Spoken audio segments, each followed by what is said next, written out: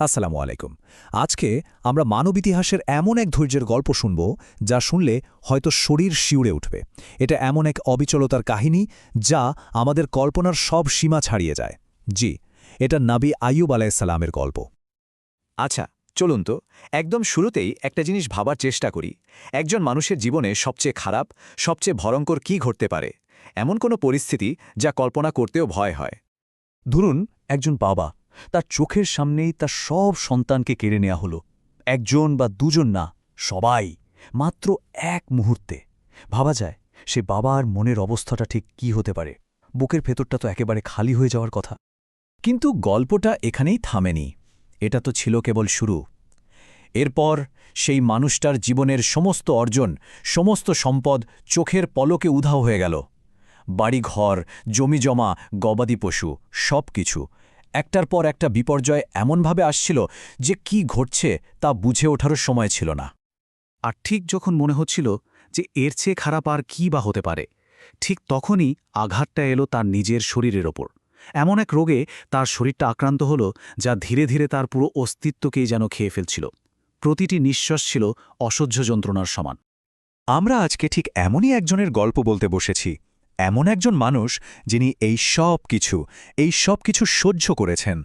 এমন এক পরীক্ষার মুখোমুখি হয়েছিলেন যা ভাবতেও আমাদের কষ্ট হয়। ইনি হলেন আল্লাহর নবী আইয়ুব আলাইহিসসালাম। তো চলুন আমরা তার জীবনের এই অবিশ্বাস্য জার্নিটা একটু কাছ থেকে দেখি। আমরা দেখব তার প্রাচুর্যের জীবন কেমন ছিল, তারপর কিভাবে এক ক্ষতির ঝড়ে সব ওলটপালট হয়ে গেল, তার শারীরিক পরীক্ষা, বছরের পর বছর নীরবতায় তার বিশ্বাস, তারপর সেই অলৌকিক প্রত্যাবর্তন, আর সব শেষে আমাদের সবার জন্য ধৈর্যের সেই অসাধারণ শিক্ষা। তো গল্পটা শুরু হচ্ছে তার প্রাচুর্যময় জীবন দিয়ে। মানে এই পরীক্ষাগুলো শুরু হওয়ার আগে নবী আইয়ুব আলাইহিসসালামের জীবনটা কেমন ছিল? এক কথায় বললে এমন এক জীবন যা মানুষ শুধু কল্পনাতেই ভাবতে পারে। আল্লাহ তাকে সবকিছু দিয়েছিলেন। মানে তাকে শুধু ধনী বললে আসলে ভুল হবে।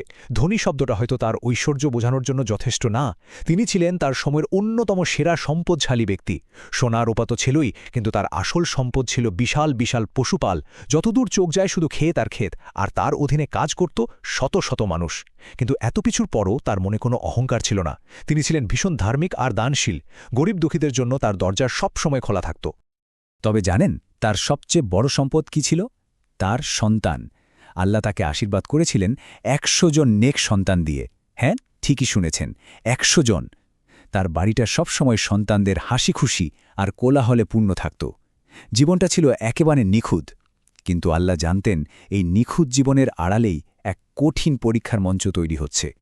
কিন্তু এরপরেই এলো সেই দিনটা, এমন এক ভয়ঙ্কর ঝড় যা মাত্র একটা দিনেই তার কাছ থেকে সব কিছু কেড়ে নিয়েছিল। যে প্রাচুর্য গড়তে হয়তো কয়েক দশক লেগেছিল, তা এক মুহূর্তেই যেন মিলিয়ে গেল। দিনটা কিন্তু একদম স্বাভাবিকভাবেই শুরু হয়েছিল, কিন্তু হঠাৎ প্রথম দুঃসংবাদটা এলো। এক ভয়াবহ দুর্যোগে তার সমস্ত ফসল, সমস্ত ক্ষেত খামার নষ্ট হয়ে গেছে। এর কিছুক্ষণ পরেই দ্বিতীয় খবরটা এলো, তার হাজার হাজার গবাদি পশু মারা গেছে। এরপর তৃতীয় খবর, তার শত শত কর্মী এক আক্রমণে নিহত হয়েছে। আর সবশেষে এলো সেই খবরটা যা যে কোনো বাবার জগৎকে তছনছ করে দেওয়ার জন্য যথেষ্ট। এক ভয়ঙ্কর ঝড়ে তার ১০০ সন্তানই একসাথে মারা গেছে।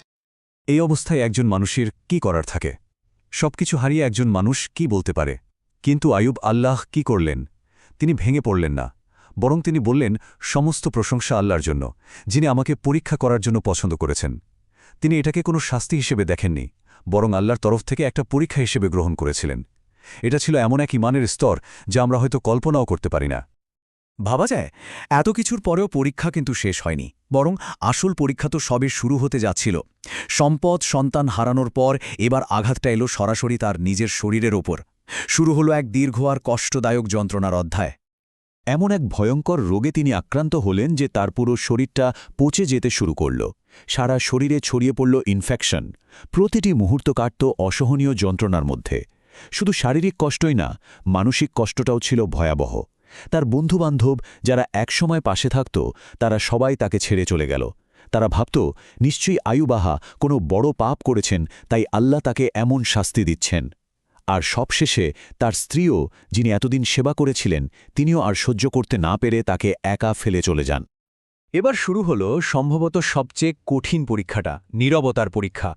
সম্পদ নেই, সন্তান নেই, স্বাস্থ্য নেই, এমনকি কাছের মানুষও পাশে নেই। তিনি একেবারে একা। আর এই একাকিত্ব আর যন্ত্রণা, এটা কিন্তু ১-২ দিনের ছিল না, এটা ছিল দশকের পর দশক ধরে। ভাবুন তো, ১ বছর, ২ বছর না, কিছু বর্ণনা অনুযায়ী এই পরীক্ষা চলেছিল প্রায় ৮৩ বছর। প্রথম বছরে সবকিছু হারালেন, অসুস্থ হলেন, কিন্তু তিনি ধৈর্য ধরলেন। ২০ বছর কেটে গেল, কষ্ট কমেনি, কিন্তু তার প্রার্থনাও থামেনি। ৫০ বছর পর তিনি একদম একা, কিন্তু তার বিশ্বাস অটুট। আর তারপর প্রায় ৮৩ বছর পর তিনি আল্লাহর কাছে মুখ খুললেন। আর ওই একটা প্রার্থনাই সব বদলে দিল। এত বছরের নীরবতার পর আল্লাহ সাড়া দিলেন, আর এরপর যা ঘটল তা ছিল এক কথায় অলৌকিক। আচ্ছা, ৮৩ বছরের এমন অবর্ণনীয় কষ্টের পর একজন মানুষ আল্লাহর কাছে কি বলতে পারে? কিন্তু তিনি কি বললেন জানেন? তিনি শুধু বললেন, হে আল্লাহ, কষ্ট আমাকে স্পর্শ করেছে, আর আপনি তো সর্বশ্রেষ্ঠ দয়ালু। খেয়াল করে দেখুন, এই দোয়াতে কিন্তু কোনো অভিযোগ নেই, কোনো কেন বা কিভাবে নেই। আছে শুধু নিজের অসহায়ত্বের একটা স্বীকারোক্তি আর আল্লাহর দয়ার ওপর অবিচল আস্থা। আর আল্লাহ সুবহানুয়া তাআলার সাথে সাথে সাড়া দিলেন। তাকে নির্দেশ দেওয়া হলো, তোমার পা দিয়ে মাটিতে আঘাত করো। আর যেই না তিনি আঘাত করলেন, সাথে সাথে সেখান থেকে একটা ঠান্ডা পানির ঝর্ণা বের হয়ে এলো। আল্লাহ বললেন, এই পানি দিয়ে গোসল করো আর পান করো।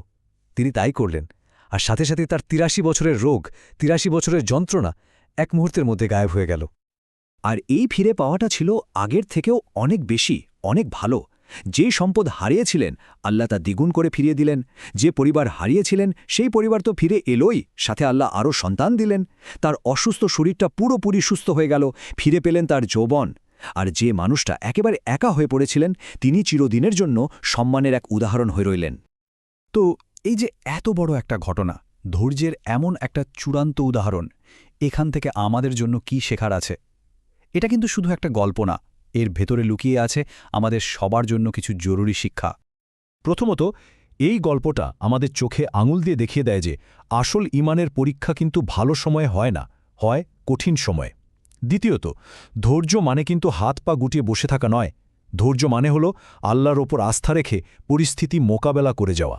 আর সবচেয়ে বড় যে শিক্ষাটা, সেটা হলো বিপদ আপদ মানেই কিন্তু আল্লাহর শাস্তি না, বরং এটা তার ভালোবাসার একটা চিহ্ন হতে পারে। তিনি তার প্রিয় বান্দাদেরই পরীক্ষা করেন।